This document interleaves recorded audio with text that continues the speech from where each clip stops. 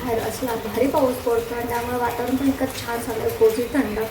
So आता विचार केला आहे की आज नाश्त्याला फक्त फ्रूट सॅलड न खाता आज ठरलं होतं की यांना की फ्रूट सॅलड खायचं ते इतकं खाऊ, पण सोबत गरमागरम मस्त चहा आणि गरमागरम पोहे, तेही कांदा पोहे.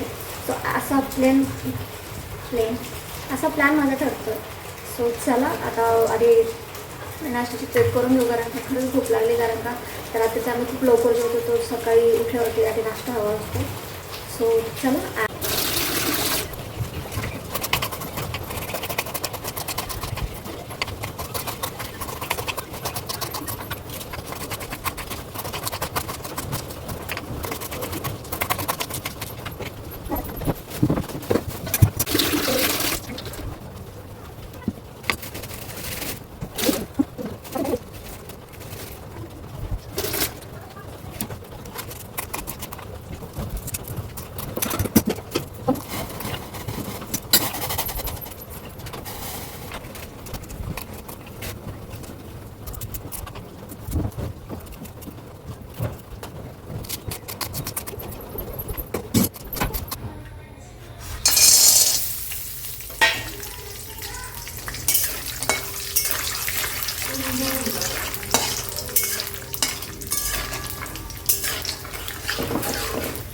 ही माझी स्टाईल आहे. मी आधी शेंगदाणे तळून घेते एकदम क्रिस्पी करून, आणि मग जेव्हा शेवटी पोहे टाकतो ना त्यावरतून टाकून जे क्रिस्पीनेस तो लास्टपर्यंत राहतो.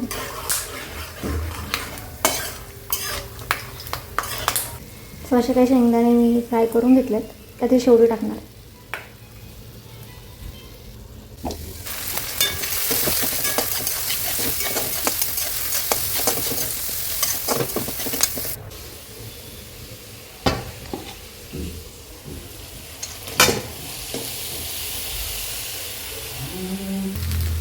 सो आता मी पोहे हलवून घेतले आणि त्यामध्ये टाकले शेंगदाणे,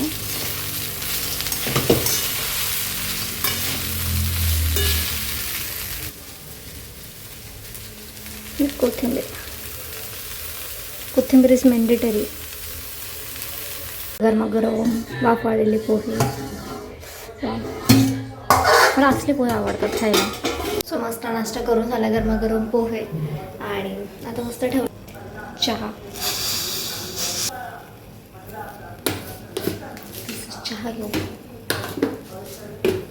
बस तुम्हाला माहिती आहे आता काय झालं, मी झालं मला झाडू वगैरे मारून, आणि मी म्हटलं की हे असं ठसठस करत आहे, तर म्हटलं बघूयात लास्ट अटेम्प्ट करून फुटते का, कारण का मी ह्या अगोदर खूप ट्राय केलं फोडण्याची, पण तेव्हा काही फुटली नाही, आणि आता पण वरतून वाटत नव्हती की ती फुटेल, पण मी जस्ट असंच हे केलं आणि बापरे एवढं दुखलं ते, आणि डायरेक्ट त्यातून जास्त ते बाहेर आलं, आणि आता पूर्ण हे लाल लाल झालं आहे पूर्ण असं. आणि पण मेन गोष्ट हे झाली की सगळ्या गोष्टी असं फेंड होत आहेत. आता क्लिअर दिसेल,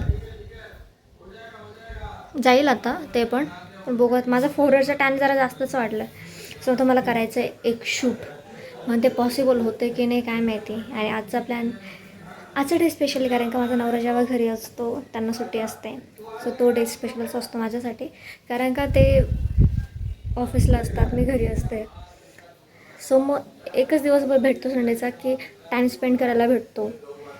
सो आहे तो आजचा दिवस. सो आता मी काहीच बनवायचं नाही, कारण का नाश्ता आत्ताच झाला आहे. सो आता फक्त सिम्पल खिचडी टाकणार आहे मी, आणि आपलं शूटला बसणार आहे, आणि मेन गोष्ट एडिटला बसणार आहे. आणि कारण का मला व्लॉग अपलोड करायचा आहे, कारण का कालचे दिवस मी बाहेर होती, त्यानंतर घरी आले, त्यानंतर घरचं काम सगळं, आणि त्यानंतर परत रात्रीचं.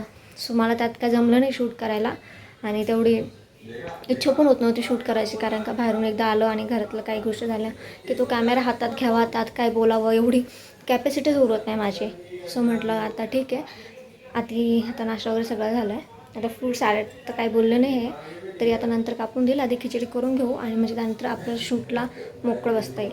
सो आता जस्ट मी घेतले आपले फ्रूट कट करून, आणि ऑलरेडी जे स्वयंपाक पण झालेला आहे, कुकरचं थंडाच झाला ऑलरेडी, पण हे लोक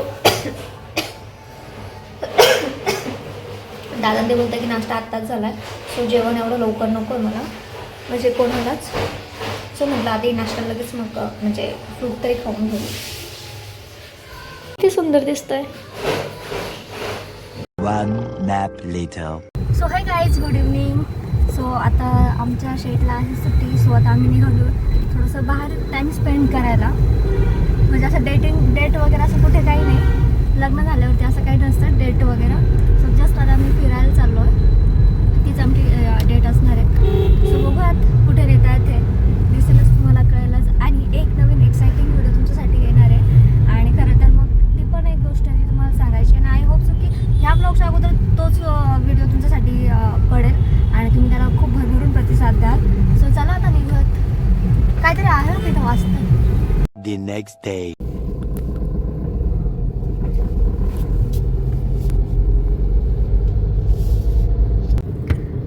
गुड मॉर्निंग मित्रांनो, welcome back to the new vlog. आपण कालचाच व्लॉग कंटिन्यू करतो आहे कारण का मला काल आठवलं का मी व्लॉगमध्ये जे सांगितलं की मी कशी पडली काय पडली ते मी अर्धवटं सांगितलं. पूर्ण स्टोरी काय सांगितलीच नाही आहे की काय नेमकं झालं होतं. सो मी आत्ता परत एकदा सांगते की लग्न अगोदर म्हणजे हे मला बघून गेले होते. आमचं लग्नच ठरत होतं. सो त्या पिरियडमध्ये मी इकडे गेली होती पांडवलेणीला आणि ट्रेकिंगसाठी गेलो होतो. सकाळी 7 वाजता म्हणजे 7 वाजता घरातून निघालो. 9 वाजता तिकडे ट्रेक केला आम्ही. झालं असं की मला आधीच हाईट फोबिया आणि माझ्याकडे ट्रेकिंगचे शूज वगैरे काही नव्हते आणि असं नॉर्मल शूज होते जे लेडीज घालतात त्या टाईपचे थोडेसे स्पंजी टाईप ते होते. मी चढली हिंमत करून कारण आता सगळेच होते बाबा आपलीच इज्जत द्यायची की आपल्यालाच काही येत नाही म्हणजे मजाक नको उडवायला हां फ्रेंड्स मंडळी असं मला झालं. सो मी चढली. अर्धा ट्रेक केला मी आणि ना वरती जाऊन ना डोंगरावरती असा स्लोप लागतो खाली. जर त्या दिवशी जर माझ्या मित्रांनी जर मला वाचवलं नसतं तर म्हणजे वाचले असते म्हणजे असं डायरेक्ट मेले नसते कारण का एवढा मोठा कडा नाही येतो. पण मग ते डायरेक्ट जंगलातच गेले असते मी खाली. आणि तिथे आहेत ना बिबटे वगैरे पण आपण त्या दिवशी बोर्ड पाहिला तो. सो हे इन्सिडन्स होतं त्या स्टोरी मागचा आणि तेच सांगता सांगता मी धपकन खाली पडली. पण ठीक आहे. आय होप सो की तुम्ही तो व्लॉग आपला एन्जॉय केला असेल. जर अजूनपर्यंत बघितला नसेल तर मी आय बटनमध्ये लिंक देते आहे. जाऊन नक्की बघा आणि सांगा कॉमेंट करा की तुम्हाला कसा वाटला ते. सो आता आम्ही म्हणजे हे तर ऑफिसला निघाले आणि मी माझ्या कामानिमित्त पर्सनली थोडंसं बाहेर निघाली आहे. सो आमचा दोघांचा रूट एकच आहे. सो हे मला अर्ध्या तासापर्यंत ड्रॉप करणार आहेत आणि त्यानंतर मी पुढे वेगळीकडे रूटने जाणार आहे आणि हे वेगळ्या रूटने जाणार आहेत. 1 hour later.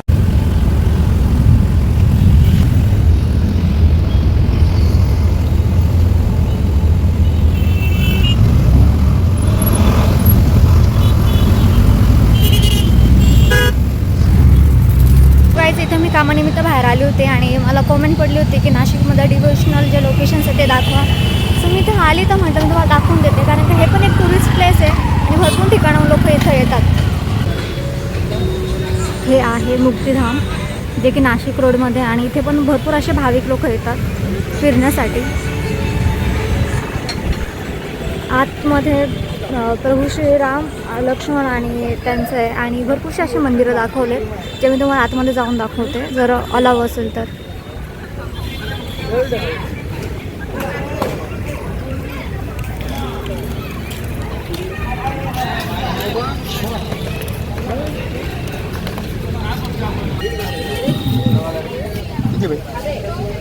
एकच जाऊन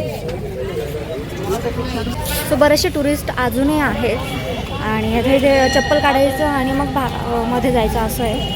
सो मी तुम्हाला आतमध्ये पण दाखवून देते कारण का आज गर्दी आहे खूप. हे अलाउड आहे की नाही माहीत नाही.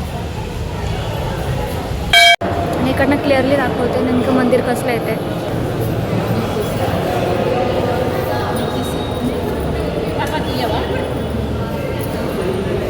प्रभू श्रीराम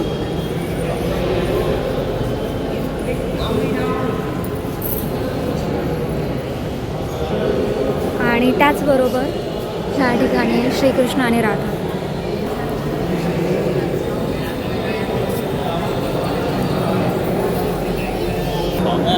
आणि त्याचबरोबर ते अजून एक आहे जे तुम्हाला मी दाखवते.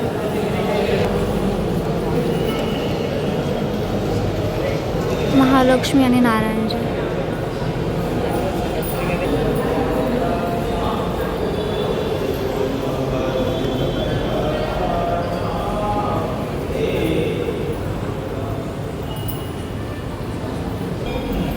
इथे ना बरेचसे असे मंदिरं दाखवले. सो ही मंदिराची बॅक साईड आहे. वैकुंठ धाम इथे नवनाथ, महावीर, गुरु गोविंदास, नवग्रह,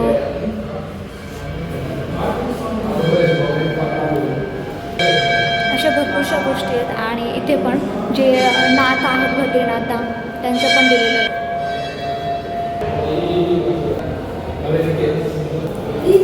आणि प्लस जे 12 ज्योतिर्लिंग आहेत ना त्यांचे पण छोटे छोटे हे दाखवले आहेत मंदिर. हे दंडकारण्याचं स्टॅच्यू असं दिलेलं आहे. त्यानंतर हे 12 ज्योतिर्लिंग, सोमनाथ, मल्लिकार्जुन, महाकालेश्वर, ओंकारेश्वर.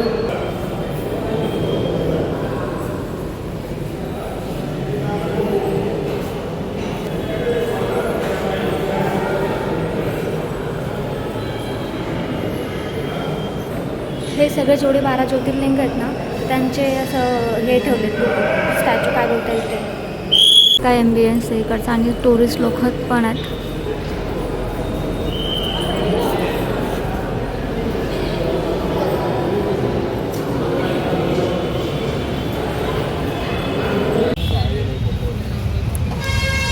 सो बाहेरून हे असं काही दिसतं.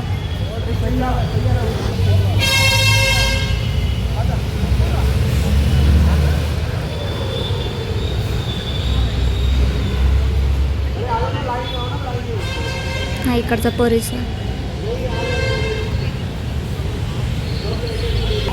त्या चपला काढून ठेवलं होतं, आता त्या चपला घेऊन टाकू आपण.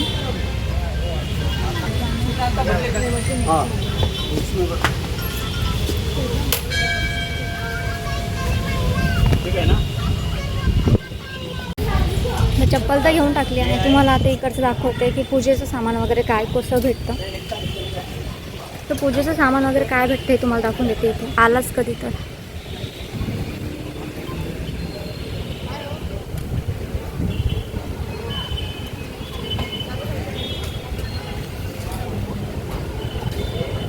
तर प्रसाद वगैरे भेटतो. जर घ्यायचं जर राहिला तर इकडनं प्रसाद घेऊ शकता तुम्ही. त्यानंतर भरपूरशा गोष्टी. नाशिकमधला फेमस चिवडा भेटेल इथे, फेमस दाबेली, सगळं काही इथे भेटेल. आणि जर तुम्हाला स्टे करायचं असेल तर यांचं इथे हे पण आहे, रूम पण आहे जेथे देतील तुम्हाला राहायला. तर नाश्त्यासाठी हॉटेल्स आहेत.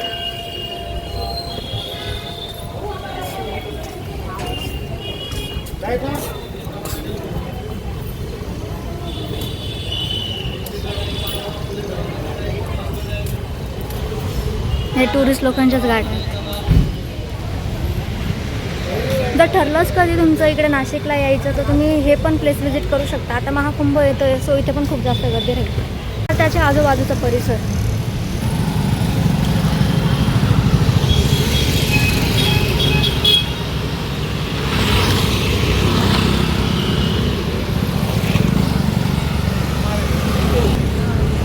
बाहेरून असा काय असा व्ह्यू आहे त्याचा.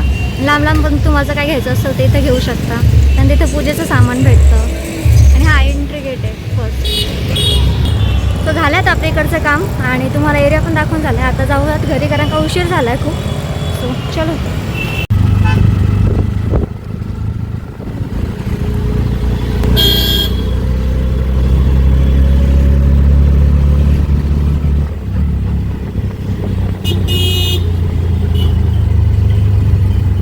आत्ता जस्ट आले घरी, म्हणजे येऊन बराच वेळ झाला.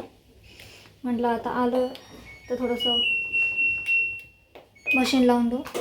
आणि मी जे तुम्हाला आता जे हे दाखवलं ते धार्मिक स्थळ ते आहे नाशिकमधलं नाशिक रोड येथील मुक्तिधाम. आणि तिथेही बरेचसे आंध्र प्रदेश किंवा असे बाहेरचे स्टेटमधले टुरिस्ट येत असतात तिथे भेट द्यायला. आणि मेन गोष्ट तिथे सगळे असे देखावे दिलेत. रामजींचं ते, त्यानंतर श्रीकृष्ण आणि लक्ष्मी माता यांचं ते हे दाखवलं त्यांनी.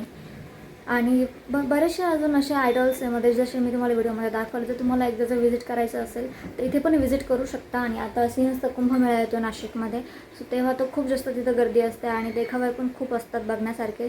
जे यायचं असेल तर नक्की इथे पण एकदा व्हिजिट करा. आणि मला जसं जमेल तसं मी एक्सप्लोअर करतेच आहे आणि तुमच्यापर्यंत पोहोचवण्याचा पण प्रयत्न करते आहे. आणि मला एक कॉमेंट आली होती की नाशिकमधले जे काही धार्मिक स्थळं आहेत ते पण दाखवू म्हणून. सो मी आता एक होतं माझं तिथे काम होतं, सो फॉर्च्युनेटली मी तुम्हाला ते दाखवू शकले. आणि अजून पुढचा काही प्लॅन नाही आहे, पण जर झालं जसं स्केड्यूल होईल जसं जमेल तसं मी तुम्हाला ते एक एक दाखवेनच. सो आता मी घरी आली आहे आणि आता मी चहा घेते, कारण का माझा घसा माहीत नाही का डायरेक्ट असं खरखरायला लागला आहे. बाहेरचं पाणी पिले नाही, काहीच नाही, काही खाल्लं पण नाही आहे. सो तरी पण सो आता म्हटलं थोडंसं एक चहा घेऊ. आणि आता 1:15 वाजलेत, सो आता जेवायचं पण आहे. पण आता बघूयात, जर मम्मी चहा घेत असतील तर मी चहा ठेवते आणि मग दोघेजणी चहा घेऊ. आणि त्याचबरोबर हे बघा, जातं परत हे पूर्ण टॅन झालं आहे. इकडनं व्हाईट दिसत असेल. जर हा पोर्शन आहे ना, हा टी पोर्शन आपला असा हा पूर्ण पिगमेंटेड आहे. त्याचबरोबर तुम्ही जर नोटीस केलं असेल तर आपण जे फेस मसाज चॅलेंज आहे ते तुम्हाला मी दाखवत नाही गेली काही दिवसापासून, ते मान्य करते, पण मी रोज करते आहे. सो मला फरक जाणवतो आहे थोडासा. तुम्हाला पण जाणवत असेल, बघताना जाणवत असेल तर नक्की कॉमेंट करा. आणि तुम्हाला आजचं मी जे दाखवलं डिवोशनल स्पॉट तो कसा वाटला तो पण सांगा कॉमेंटमध्ये.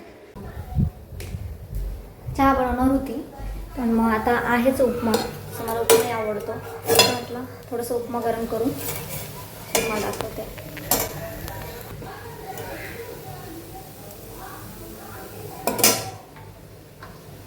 सो आता मस्त गरम झाला आहे. आता मी खाऊन घेते आधी, मग जेवणाचं बघू.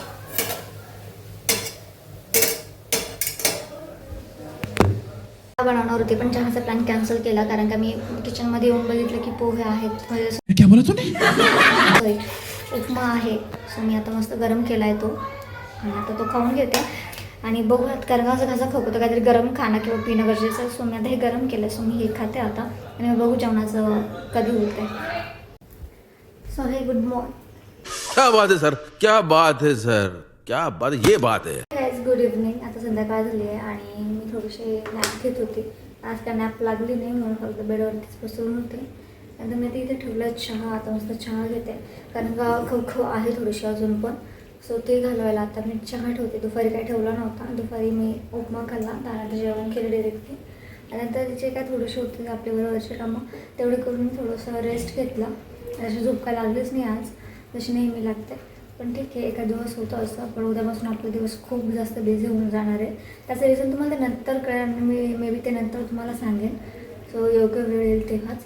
सो आता मी चहा घेऊन टाकते आधी आणि मला कसं स्वयंपाकाच्या तयारीला लागू, कारण का आता वेळ झाला आणि हे पण येतच असते.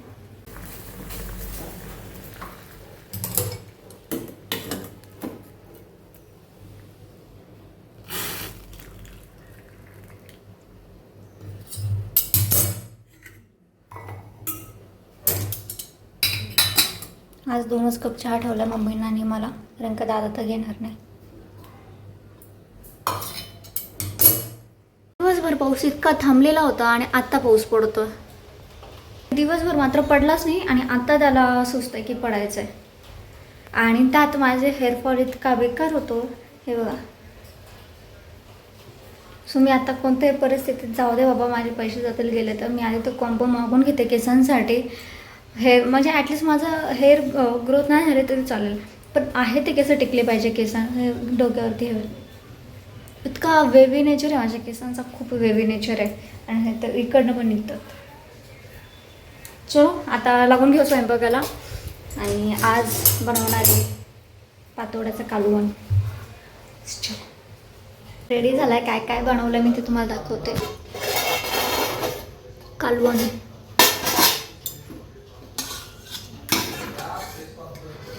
पातोड्याचं, त्यानंतर भात, त्यानंतर भाकरी. आता हे आलेत, जेवण करून घेऊ. सो गाईज आता वेळ झाली आपला ब्लॉग एंड करण्याची. त्या अगोदर म्हटलं की खूप दिवस झाले मी स्किन केअर दाखवली नव्हती. भले मी रोज करत होती पण मला तेवढा रेकॉर्ड करायला वेळ भेटत नव्हता. सो म्हटलं आता वेळ आहे, सो म्हटलं आता आपण दाखवून देऊयात. आणि फेसमध्ये इम्प्रूव्हमेंट वाटते आहे तुम्हाला पण आणि मला पण वाटते, कारण की इथे खूप फॅट होतं आणि आता थोडंसं जॉलिंग येते. सगळं काय ठीक आहे, पण माझं हे फोरहेडचं हायपर पिगमेंटेशन जातच नाही.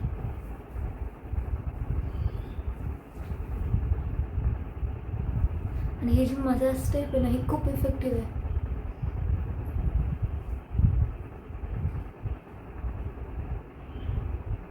याला डार्क सर्कल्स येत नाही असं केल्याने.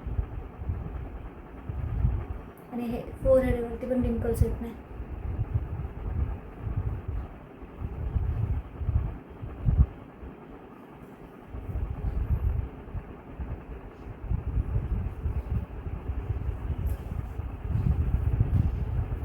आणि त्याचबरोबर आता तुम्हाला दिसत असेल की इथं पिंपलचा डाग पण दिसत नाही, पण इथं आहे थोडंसं, पण ते होईल लवकरच रिकवर.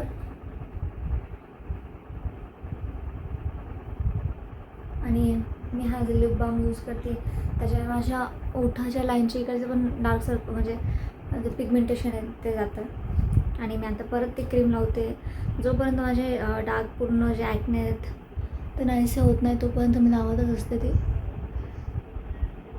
आणि मी म्हणेन ना की हे मला इतकं लकीली प्रोडक्ट भेटलेलं आहे, काय सांगू. पिंपलांना ना लगेच लावायचा, पिंपलांना लगेच लावायचा ना, त्याचे मार्क्स राहतात ना काही. खूप छान आहे. सो गाईज आता वेळ झाली आपला ब्लॉग एंड करण्याची. तुम्हाला माझे हेअर खूप ऑइल दिसत असतील कारण का मी तेल लावलं आहे वरच्यावर थोडंसं, कारण का उद्या हेअर वॉश डे. आणि मी गेली खूप महिने झाले पूर्ण ऑइलिंग सोडून दिली होती, पण आता खूप गरज वाटते. जसं मी तुम्हाला सांगितलं, पूर्ण ही हेअरलाईन पूर्ण आता कमी कमी होत चालली आहे. आता लवकरच टाकलं पडेल. त्याच्या अगोदर जे काही प्रिकॉशन्स आहे ते मी आता घ्यायला सुरुवात करते आहे. आणि आय होप सो की तुम्हाला आपला आजचा ब्लॉग आवडला असेल आणि तुम्ही खूप जास्त एन्जॉय केला असेल. आणि मला ती कॉमेंट आली होती का नाशिकमधले जे धार्मिक स्थळ आहे ते दाखवा म्हणून, किंवा ते एक्सप्लोर करा अशी.